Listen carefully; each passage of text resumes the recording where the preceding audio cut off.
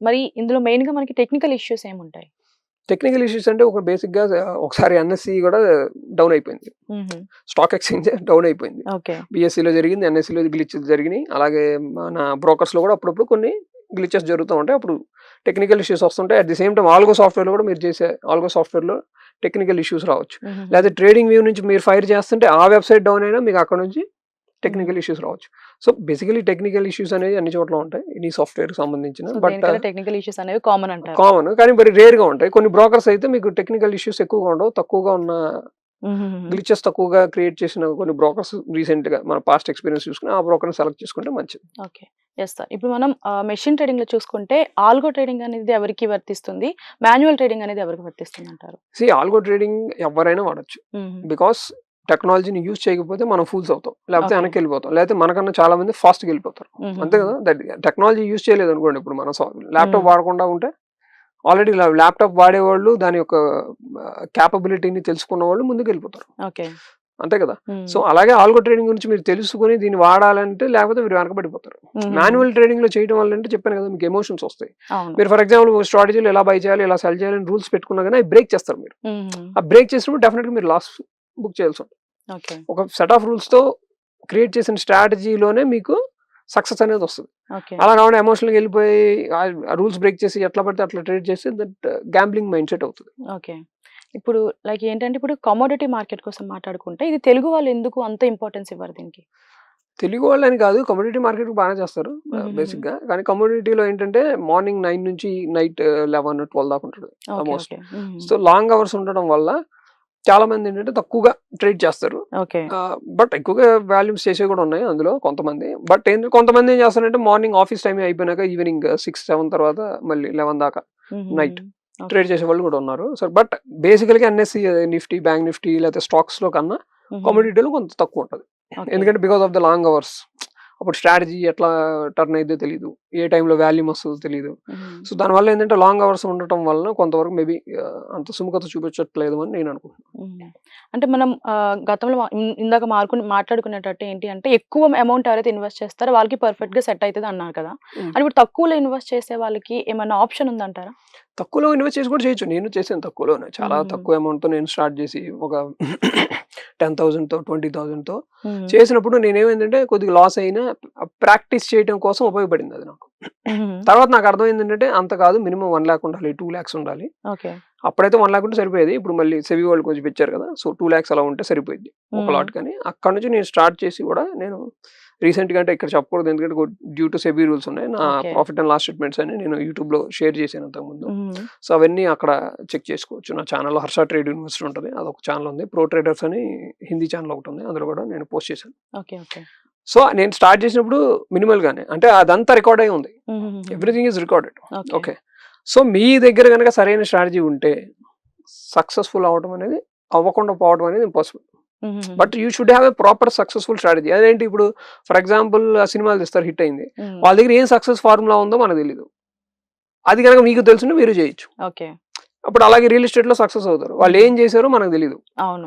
మీరు గనక తెలుసుంటే మీరు అదే కాపీ పేస్ట్ చేస్తే you can also become successful. Yes. So, కొత్తగా అలాగే వచ్చేవాళ్ళు మీకంటూ కూడా ఆ! కొత్తగా వచ్చేవాళ్ళు కూడా ఒక మంచి స్ట్రాటజీతో వస్తే సక్సెస్ ఆ! అవ్వచ్చంటారు. స్టాక్ మార్కెట్‌లో బేసిక్ ట్రేడింగ్‌లో మీకు ప్రాఫిటబుల్ స్ట్రాటజీ ఉండాలి. హ్మ్. సక్సెస్‌ఫుల్ స్ట్రాటజీ అంటాం దాన్ని. అది హుహుహుహు. చెప్పినట్టు దానికి కొన్ని ఫార్ములాస్ ఉన్నాయి. లిట్మస్ టెస్ట్ ఉంది దానికి. అది కరెక్ట్ అయిన స్ట్రాటజీనా కాదా అని అది నాకు యూట్యూబ్‌లో చాలా సార్లు ఫ్రీగానే చెప్పాను. చూసుకోవచ్చు. ఓకే. సో, ఈ ప్రాఫిటబుల్ స్ట్రాటజీ అనేది ఎంతమంది దగ్గర ఉంది. హ్మ్. అది పాయింట్. సో, ఆ 7% అయితే 10% సక్సెస్ అయ్యారు కదా! వాళ్ళ దగ్గర సక్సెస్‌ఫుల్ ప్రాఫిటబుల్ స్ట్రాటజీ ఉంది. హుహుహుహు. అదే ఫాలో అవుతారు వాళ్ళు. అందుకని వాళ్ళు సక్సెస్ అవుతున్నారు. ఓకే. అదే మిగిలిన 90% దగ్గర లేరు. వాళ్ళు హుహుహు. ఎప్పుడు గ్యాంబ్లింగ్ మైండ్ సెట్‌తోను ఇదిగో మీరు చెప్పినట్టు 10,000 తీసుకురావడం, 5,000 తీసుకురావడం. ఇట్స్ లైక్ ఎ గ్యాంబ్లింగ్‌లా స్టాక్ మార్కెట్ అనే పెద్ద ఫెరారీ లాంటి ఇన్‌స్ట్రుమెంట్‌ని ఏదో మనం సైకిల్ తొక్కినట్టు తొక్కితే వర్కౌట్ కాదు. హ్మ్. అర్థమైంది కదా! సో, మీకంటూ ఒక ప్రాఫిటబుల్ స్ట్రాటజీ గనక ఉంటే దాన్ని ఎలా అర్థం చేసుకుంటే స్టాక్ మార్కెట్ అనేది ఇది, ట్రేడింగ్ అనేది ఇది మీరు అర్థం చేసుకుంటే there are definitely first of all మనం ఎడ్యుకేట్ అవ్వాలని కోరుకోం. ఇమీడియట్ గా రిచ్ క్విక్ స్కీమ్ ఉంటుంది కదా, ఆ టైప్ లో స్టాక్ మార్కెట్ ని గ్యాంబ్లింగ్ మైండ్ సెట్ తో వాడతారు. ఓకే. అలా వాడిన వాళ్ళందరూ ఫెయిల్ అవుతారు. ఫెయిల్ అవుతారు. But you should understand the system ఏంటి, మనం ఎలా ప్రాఫిటబుల్ అవ్వాలి, దీనికి ఏమైనా ఛాన్సెస్ ఉన్నాయా, మనం ఇక్కడ కెరీర్ బిల్డ్ చేసుకోవచ్చా, లేదా సక్సెస్ అయిన వాళ్ళు ఏం చేశారు, వాళ్ళు మనం కాపీ పేస్ట్ చేస్తే అవ్వదా, ఇవన్నీ తెలుసుకుని అర్థం చేసుకో. కానీ మనం అలా కాదు, 10,000 తీసుకొచ్చి నెక్స్ట్ డేకి మార్నింగ్ 10,000 అయిపోవాలి, రాత్రికి రాత్రి ఓవర్ నైట్, అది అవ్వదు. ద నేచర్ లాగే against it takes some time. Compounding అవ్వాలి, డబ్బులు అవ్వాలి, సక్సెస్ అవ్వాలి.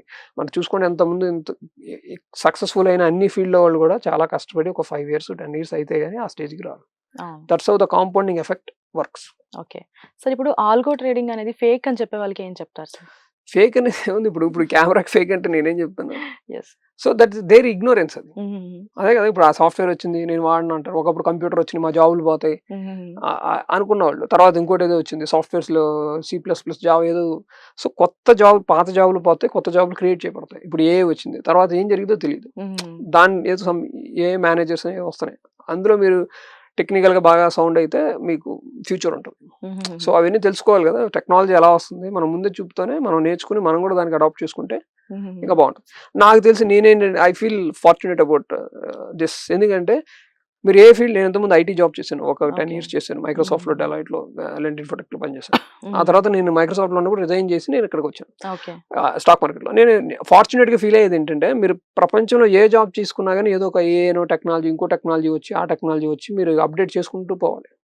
కానీ స్టాక్ మార్కెట్ లో మాత్రం మీరు ఒక్కసారి కనుక సక్సెస్ఫుల్ ప్రాఫిటబుల్ స్ట్రాటజీ మీ దగ్గర ఉంటే కంటిన్యూస్ గా మీకు అదే స్ట్రాటజీ ఫాలో అయితే మీకు మనీ వస్తుంది. అంటే ఇంకా బ్రెయిన్ పెట్టాల్సిన పని లేదు.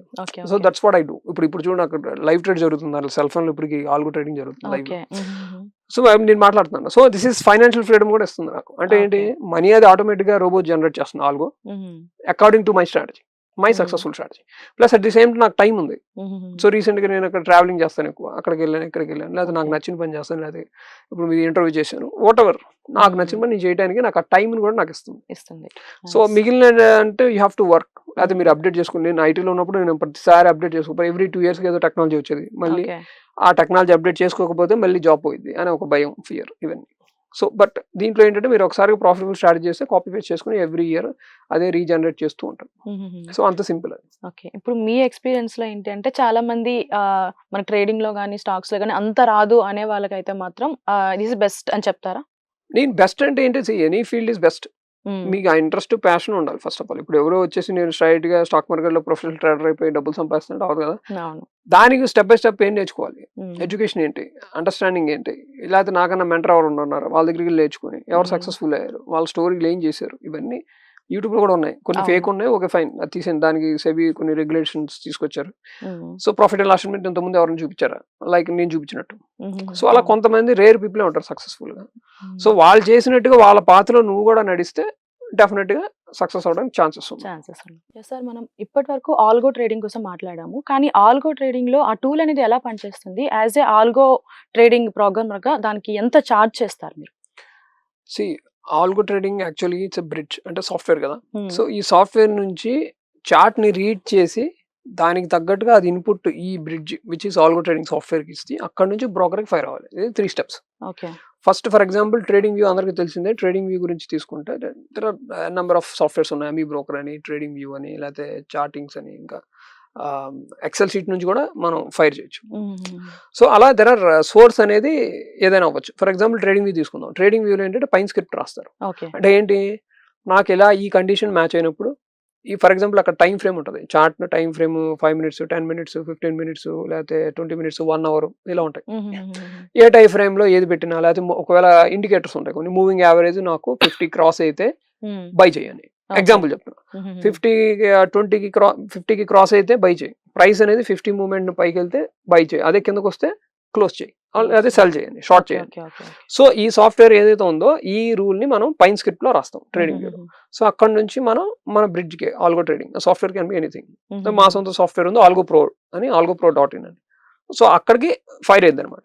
సో ఇక్కడ తీసుకుని మీరు ఏ బ్రోకర్ అయితే అటాచ్ చేశారో, వేరే నెంబర్ ఆఫ్ బ్రోకర్స్ ఉన్నాయి, ఆ బ్రోకర్ కి ఇది ఫైర్, ఇది క్వాంటిటీ ఇక్కడ ఏంటంటే మేనేజ్ చేసుకోవచ్చు మనం. ఎంత క్వాంటిటీ ఫైర్ చేయాలి, ఎంత ప్రాఫిట్ అయితే బుక్ చేయాలి, ఎంత లాస్ అయితే క్లోజ్ చేయాలి, ఇవన్నీ ఇక్కడ మేనేజ్ చేస్తాం ఈ ఆల్గో సాఫ్ట్వేర్ లో. సిగ్నల్ మాత్రం అక్కడ నుంచి వచ్చింది, ఇక్కడ ఫైర్ చేసింది, ఇంత క్వాంటిటీ తీసుకో. అదే నిఫ్టీలో చేయాలా, బ్యాంక్ నిఫ్టీలో చేయాలా, లేకపోతే స్టాక్స్ లో చేయాలా, పర్టికులర్ స్టాక్స్ లో చేయాలా అనేది ఇక్కడ మనం మొత్తం అక్కడ రాస్తాం, సెట్ చేసేస్తాం, సేవ్ చేసేస్తాం. సో అక్కడ నుంచి వచ్చిన సిగ్నల్ తీసుకుని ఆటోమేటిక్ గా మీ బ్రోకర్ లో ఎగ్జిక్యూట్ చేసింది. మీ బ్రోకర్ లో అమౌంట్ ఉంటే అది ఎగ్జిక్యూట్ చేసింది, అమౌంట్ లేకపోయినా చెప్పింది ఇది రిజెక్ట్ అయింది, అది కూడా ఇన్ఫర్మేషన్ ఇక్కడ తీసుకొచ్చింది. సో ఇవన్నీ ఏంటంటే ప్రాసెస్. సో కానీ నేను ఇంకా ఫాస్ట్ గా ప్రైస్ మూవ్ అవుతూ ఉంటది కాబట్టి మనం అది ఫట్ మనీ ఫైర్ చేయగానే ఇమీడియట్ గా ఇక్కడ నుంచి ఇక్కడికి 400 మిల్లీ సెకండ్స్ లో మొత్తం జరిగిపోయింది. మిల్లీ సెకండ్స్ లో చాలా ఫాస్ట్. అది మాన్యువల్ గా మనం అది చేయలేం. మళ్ళీ అది సెలెక్ట్ చేసి ఇది కొన్ని ఆప్షన్స్ కావాలంటే మళ్ళీ సెలెక్ట్ చేసి సెర్చ్ లో పెట్టి 23 3000 25 5000 అని సెలెక్ట్ చేసి సిఈనా పిఈనా సెలెక్ట్ చేసి ఆ కంగారులో మనం తప్పులు కూడా చేయొచ్చు. అదే మన సిస్టమ్ లో ఇస్తాం కాబట్టి యాజ్ ఇట్ ఈస్ గా ఖచ్చితంగా మిల్లీ సెకండ్స్ లో పని జరిగిపోయింది. అంత బ్రెయిన్ కి అంత ప్రెషర్ తీసుకోవాల్సిన అవసరం లేదు. అసలు దానిపైన చేసుకుంటూ ఉండదు. ఇప్పుడు మనం మాట్లాడుతున్నాం ఇప్పుడు ఫైర్ అయి ఉండొచ్చు, చెప్పలేం. యాజ్ పర్ ద రూల్ నేను పెట్టిన సెట్ ఆఫ్ రూల్స్ ఇప్పుడు చెప్పాను కదా, 50 మూవింగ్ యావరేజ్ పైకి వెళ్తే బై చేయి, కిందకు వస్తే సెల్ చేయి అనేది ఒక జస్ట్ కండిషన్. అది వర్కౌట్ అవుతుందా లేదా తర్వాత విషయం. I'm just giving a example how the software works. అక్కడ నుంచి ఫైర్ అయ్యింగా ఇక్కడ తీసుకొచ్చి ఇక్కడ నుంచి బ్రోకర్ ఇచ్చేసింది. సో ఇది ఎంత కంటిన్యూస్ స్టేట్స్ జరుగుతూనే ఉంటాయి మనం ఆన్ చేసినంత వరకు. ఇప్పుడు టెక్నికల్ నాలెడ్జ్ అనేది చాలా మందికి అంత అవగాహన అనేది ఉండదు. సో అంత అవగాహన లేని వాళ్ళకి ఆల్గో ట్రేడింగ్ అనేది ఎంత వరకు యూజ్ అవుతుంది అంటారు ఎర్న్ చేయడానికి? First of all technical knowledge ఏంటంటే ఎవరైతే మేము ప్రొఫెషనల్ ట్రేడర్స్ గా టెక్నికల్ నాలెడ్జ్ అంటే 2 టైప్స్ ఉంటుంది. బేసికల్ గా నెంబర్ ఆఫ్ ఇండికేటర్స్ ఉంటాయి.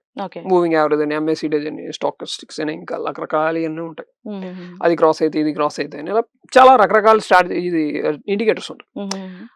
అలాగే ఇంకోటి ప్రైజ్ యాక్షన్ ఉంటుంది, ప్రైస్ బేస్ చేసుకుని చేసేది. సో ఈ రెండింటిని కలిపి మనం టెక్నికల్ అనాలిసిస్ అంటాం. ఓకే, ఆ టెక్నికల్ అనాలిసిస్ లో తెలుసుకుని దానికి తగ్గట్టుగా మనం స్ట్రాటజీస్ క్రియేట్ చేయడం అనేది మేము ప్రొఫెషనల్ గా మేము చేసే పని. అది ఆమె స్ట్రాటజీ బిల్డర్. బేసికల్ గా నేను రకరకాల స్ట్రాటజీని క్రియేట్ చేస్తాను. అట్ ది సేమ్ టైం మీరు అడిగినట్టుగా వేరే క్లయింట్స్ ఉంటారు కొంతమంది, సార్ నాకు ఒక స్ట్రాటజీ ఉంది పర్టికులర్ గా ఇలా కావాలి ఇలా కావాలి ఇలా కావాలి, ఇది చూడండి ఇప్పుడు ఇందాక చెప్పినట్టు 50 మూవింగ్ యావరేజ్ పైకి వెళ్తే నాకు బై చేయాలి స్ట్రాటజీ అడుగుతారు. సో వాళ్ళు ఏంటంటే మేము తీసుకున్నాం, మా దగ్గర డెవలపర్స్ ఉంటారు. ఆ డెవలపర్స్ కి మేము ఏం చేస్తాం అంటే ఇగో ఇది సెట్ ఆఫ్ రూల్స్, దీన్ని బేస్ చేసుకుని ట్రేడింగ్ వ్యూలో నువ్వు కోడ్ రాయి, లేదంటే అమీ బ్రోకర్ లో వేరే లాంగ్వేజ్ ఉంటుంది ఆ కోడ్ రాయి, లేకపోతే ఇంకో కోడ్ ఉంటుంది, అలాగా పైథాన్ కోడ్ ఉంటుంది, లేకపోతే పైన్ ఉంటుంది, లేకపోతే AFL కోడ్ ఉంటుంది, రకరకాల technology just like C#, Java, .NET లాగా. సో ఇవన్నీ చేసి కోడ్ రాసిస్తాం. సో బేసికల్గా వాళ్ళు ఏం చేసుకుంటారంటే ఒక 15,000 నుంచి 20,000 based on the complexity of the strategy. Strategy ఎంత కాంప్లెక్స్ గా ఉంటే అంత కొద్దిగా ఛార్జ్ అనేది ఎక్కువ అవుతుంది బేసికల్ గా ఆ సాఫ్ట్వేర్ క్రియేట్ చేయడానికి. ఆ తర్వాత ఏంటి, ఆటోమేటిక్ గా స్ట్రాటజీని బిల్డ్ చేసి మనం అక్కడ అప్లై చేస్తాం. అక్కడ ట్రేడింగ్ వ్యూలో ఆటోమేటిక్ గా అక్కడ నుంచి ఫైర్ అవుతుంది as per the rules. Automatic గా ఇక్కడ మన బ్రోకర్ లో ఎగ్జిక్యూట్ అవుతుంది. So this is the process. Okay sir, ఇప్పుడు ఏంటంటే ఇది నా పర్సనల్ క్వశ్చన్, లైక్ దీన్నే బై చేయాలి దీన్నే సెల్ చేయాలని అంటే ప్రాఫిట్ రావడానికి ఇదే పర్ఫెక్ట్ సెలక్షన్ అని మనం ఎలా చూస్ చేసుకోవచ్చు? అది మనం స్ట్రాటజీని చెప్పాను కదా, లిట్మస్ టెస్ట్ చేయాలి. కొన్ని సెట్ ఆఫ్ రూల్స్ ఉన్నాయి స్ట్రాటజీని కూడా ఎవాల్యుయేట్ చేయడానికి. ఇప్పుడు నాకు for example business consulting companies ఉంటాయి పెద్ద పెద్ద. ఓకే, ఇప్పుడు నేను ఒక బిజినెస్ స్ట్రాటజీ ఉంది నా కంపెనీ అనుకుంటున్నా, ఈ బిజినెస్ స్ట్రాటజీ వర్కౌట్ అవుతుందా లేదా అని నా కన్సల్టింగ్ కంపెనీకి వెళ్తా. ఇగో ఇది మా ప్లాన్, లేదా మీరే నాకు స్ట్రాటజీ బిల్డ్ చేసి ఇవ్వండి. సో అలాంటి $1 బిలియన్ కంపెనీస్ ఉన్నాయి యూస్ లో. సో నేను ఒక బిజినెస్ స్ట్రాటజీని తీసుకెళ్ళి ఆ కంపెనీతో అడిగినప్పుడు ఆ కన్సల్టెన్సీ వాళ్ళు ఈ దీని వల్ల ప్రాబ్లమ్స్ ఉన్నాయి, ఇది కరెక్ట్ చేసుకుంటే ఇలా చేస్తే ఈ ప్రోడక్ట్ మీ మార్కెట్ లో సక్సెస్ అవుద్ది, లేకపోతే ఇది సర్వీసెస్ ఇలా అవుతాయి, మీ బిజినెస్ ఇలా గ్రో అవుతుంది అని వాళ్ళకి మొత్తం డీటెయిల్ ప్రాజెక్ట్ ప్లాన్ ఇస్తారు. ఓకే, సో అలాగే ఈ స్ట్రాటజీ మీరు ఇచ్చారు అనుకోండి, ఏదన్నా ఇప్పుడు ఇందాక చెప్పారు ఎవరు 50 మూవింగ్ యావరేజ్ పైకి వెళ్తే బై చేయి, కిందకు వస్తే షార్ట్ చేయండి. సో ఇది వర్క్ అవుతుందా లేదా, ప్రాఫిట్ వస్తుందా లేదా అనేది సెట్ ఆఫ్ రూల్స్ ఉన్నాయి. దానికి ఏంటంటే కొన్ని ఒక ఫార్ములా చెప్తా, దాన్ని సక్సెస్ఫుల్ ప్రాఫిటబుల్ స్ట్రాటజీ అంటారు. కొన్ని సెట్ ఆఫ్ రూల్స్ ఉన్నాయి. అంటే ఇవాల్యుయేటింగ్ ద స్ట్రాటజీ, దానికి డ్రాడౌన్ తక్కువ ఉండాలి, రిటర్న్ ఆఫ్ పాయింట్స్ వచ్చేవి. అంటే పాయింట్స్ అంటే స్ట్రాటజీలో వచ్చి మీరు అడిగినట్టు పాయింట్స్ ఎంత వస్తున్నాయి, స్ట్రాటజీ 1 yearకి ఎంత వచ్చినాయి, 6 monthsకి ఎంత వచ్చినాయి, లేకపోతే over the period 5 to 10 years back test చేయాలి ఆ స్ట్రాటజీని. ఆ స్ట్రాటజీ బ్యాక్ టెస్ట్ చేసినప్పుడు వచ్చిన రిజల్ట్స్ ఏంటి, ఎవ్రీ ఇయర్ నీకు పాయింట్స్ పాజిటివ్ పాయింట్స్ ఇచ్చిందా లేకపోతే ఇవ్వలేదా. సో ఇవన్నీ ఎవాల్యుయేట్ చేయాలన్నమాట. ఎవాల్యుయేట్ చేసి ఓకే ఇది సక్సెస్ఫుల్ స్ట్రాటజీనే, మనం దీన్ని ఈ స్ట్రాటజీని యూజ్ చేసి మనం ట్రేడింగ్ చేయొచ్చు అని ఒక స్టాంప్ వేస్తుంది ఆ టైప్ లో. ఓకే, అలా కాకుండా ఎనీ స్ట్రాటజీ తీసుకొచ్చినాం అనుకోండి మైనస్ పాయింట్లు వస్తాయి. సో మైనస్ పాయింట్లు వచ్చినప్పుడు it is not going to work. So మనం ఆ స్ట్రాటజీని తీసేస్తాం. నెక్స్ట్ ఇంకో స్ట్రాటజీ ఉంటే ఎవరైనా తీసుకొస్తే ఇవాల్యుయేట్ చేసి ఇస్తాం. సో అలా కొన్ని సెట్ ఆఫ్ ప్రిన్సిపల్స్ ఉన్నాయి. ఆ ప్రిన్సిపల్స్ అనేవి ఫాలో అయితే కరెక్ట్‌గా అప్పుడు మనం దాన్ని సక్సెస్‌ఫుల్ స్ట్రాటజీ అంటాం. చేయొచ్చు. ఓకే. సో, ఇప్పుడు కాపీ ట్రేడింగ్ కోసం మాట్లాడుకుంటే ఎట్ ఏ టైమ్ మనం ఎన్ని అకౌంట్స్‌ని హ్యాండిల్ చేయొచ్చంటారు? ఎన్ని అకౌంట్స్ అయినా హ్యాండిల్ చేయొచ్చు. ఎన్ని ఎందుకంటే ఎన్ని అకౌంట్ అంటే హుహు. మా సాఫ్ట్‌వేర్ అయితే 10,000 అకౌంట్స్‌కి ఒకేసారి 400 మిల్లీ సెకండ్స్‌లో ఫైర్ చేస్తది. హుహుహుహు. 10,000 యూజర్స్‌ని మనం వాడుకోవచ్చు. వాడుకోవచ్చు. అదే రేపు రెగ్యులేషన్ కూడా తీసుకొస్తున్నారు. ఆ హుహు. రెగ్యులేషన్ తీసుకొచ్చాక we are going to go public. Okay. Yeah! Sir. Thank you. Thank you so much.